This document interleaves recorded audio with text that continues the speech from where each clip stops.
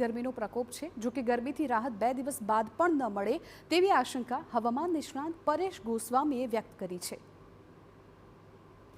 રાજ્યમાં હીટવેવનો પ્રકોપ છે, એવામાં ગરમીનો પારો હજુ પણ ઊંચકાય તેવી આગાહી હવામાન નિષ્ણાત પરેશ ગોસ્વામીએ વ્યક્ત કરી છે।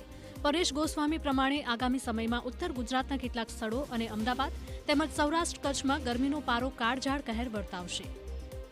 ખાસ કરીને ઉત્તર ગુજરાતના સાબરકાંઠાના ઈડર અને મધ્ય ગુજરાતનું અમદાવાદ છે એની અંદર તાપમાન છે 44-45 ડિગ્રી સુધી પહોંચે તેવી સંભાવનાઓ છે। સાથે કચ્છના ભુજ અને કંડલા છે સૌથી વધારે ગરમ જોવા મળી શકે છે। સૌરાષ્ટ્રનું અમરેલી, ગીર સોમનાથ, જુનાગઢ અને રાજકોટ જેવા વિસ્તારો છે એ તમામ વિસ્તારની અંદર પણ 43 આસપાસનું તાપમાન જોવા મળી શકે છે। પરેશ ગોસ્વામી પ્રમાણે હજુ 17 મે સુધી હીટવેવની સ્થિતિ યથાવત રહેશે અને પારો 44 ડિગ્રી સુધી પહોંચી સૂર્યપ્રકોપનો અનુભવ કરાવશે। અત્યારે જે આ હીટ ડોમ બનેલું છે, જે હીટવેવનો રાઉન્ડ ચાલી રહ્યું છે, લગભગ 17 મે 2026 સુધી કન્ટિન્યુ આ પ્રકારની હીટ જોવા મળે તેવી સંભાવનાઓ છે।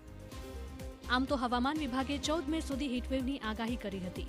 જો કે હજુ 5 દિવસ કાળઝાળ કહેરનો સામનો કરવો પડે તેવી સંભાવના છે।